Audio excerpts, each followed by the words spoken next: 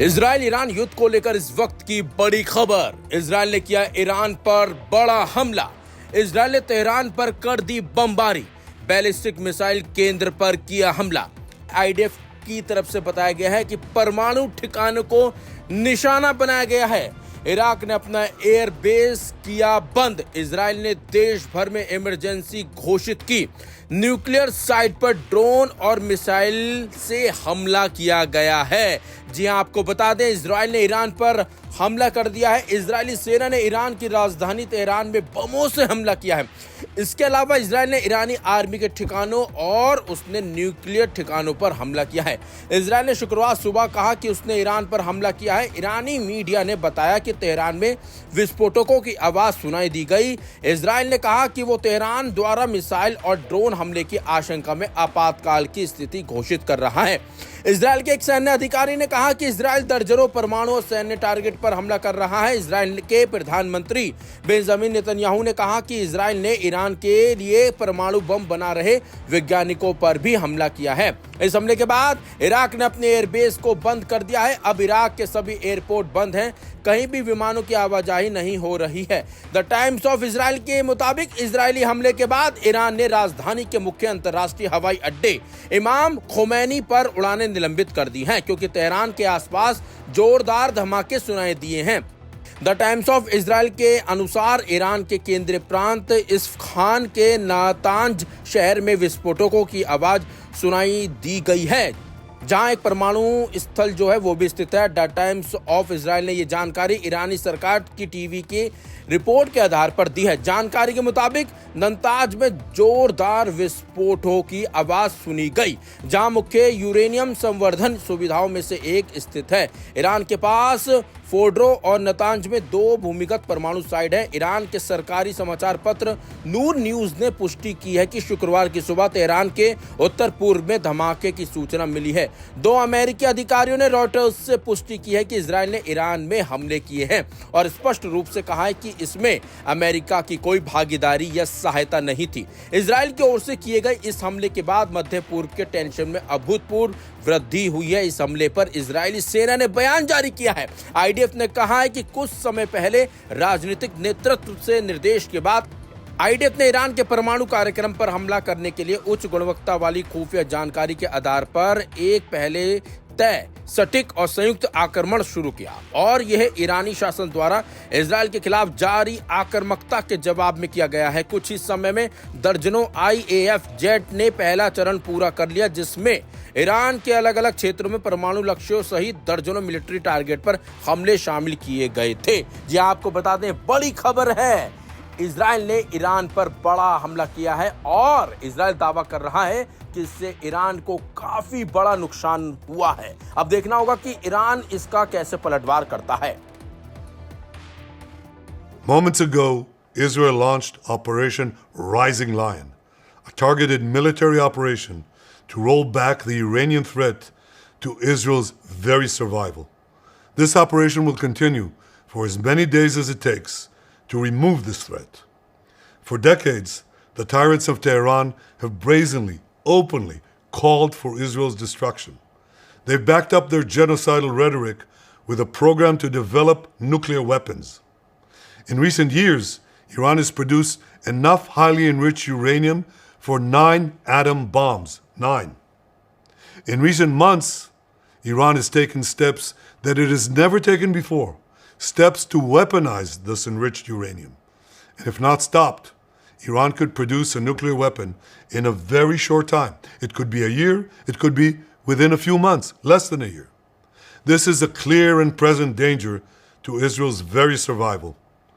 80 years ago, the Jewish people were the victims of a Holocaust perpetrated by the Nazi regime. Today, the Jewish state refuses to be a victim of a nuclear holocaust perpetrated by the Iranian regime. Now, as Prime Minister, I've made it clear time and again, Israel will never allow those who call for our annihilation to develop the means to achieve that goal. Tonight, Israel backs those words with action. We struck at the heart of Iran's nuclear enrichment program. We struck at the heart of Iran's nuclear weaponization program. We targeted Iran's main enrichment facility in Natanz. We targeted Iran's leading nuclear scientists working on the Iranian bomb.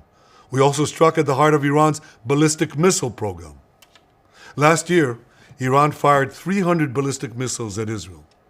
Each of these missiles carries a ton of explosives and threatens the lives of hundreds of people.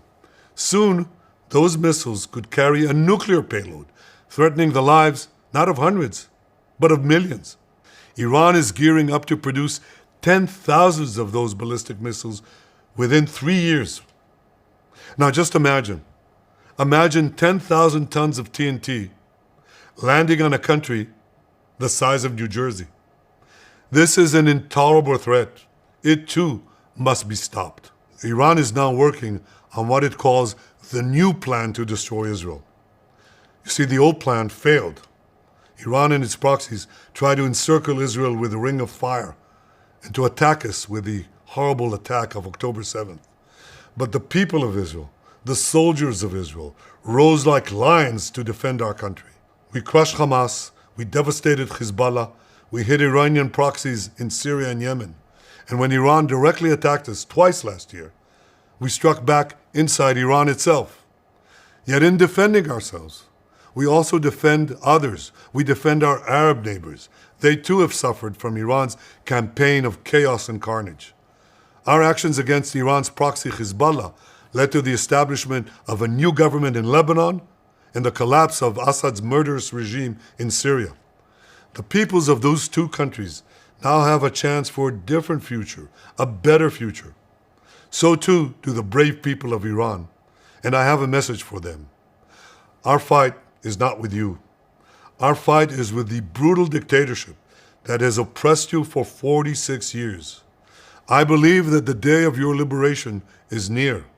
And when that happens, the great friendship between our two ancient peoples will flourish once again. I want to assure the civilized world, we will not let the world's most dangerous regime get the world's most dangerous weapons. And Iran plans to give those weapons, nuclear weapons, to its terrorist proxies. That would make the nightmare of nuclear terrorism all too real. The increasing range of Iran's ballistic missiles would bring that nuclear nightmare to the cities of Europe and eventually to America. Remember, Iran calls Israel the small Satan. It calls America the great Satan. And this is why for decades, it's led millions in the chants of death to Israel and death to America. Today, Israel is responding to those genocidal calls with action and with a call of our own. Long live Israel and long live America. Our action will help make the world a much safer place. I want to thank President Trump for his leadership in confronting Iran's nuclear weapons program. He has made clear time and again that Iran cannot have a nuclear enrichment program.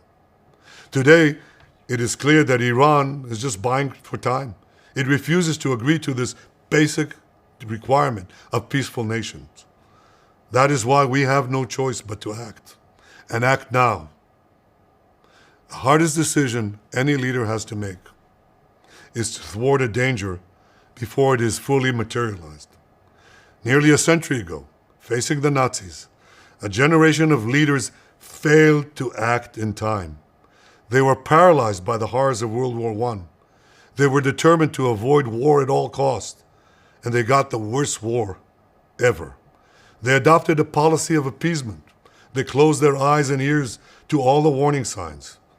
That failure to act resulted in World War II, the deadliest war in history.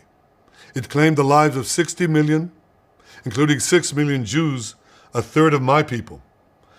After that war, the Jewish people and the Jewish state vowed, never again. Well, never again is now. Today, Israel has shown that we have learned the lessons of history. When enemies vow to destroy you, believe them.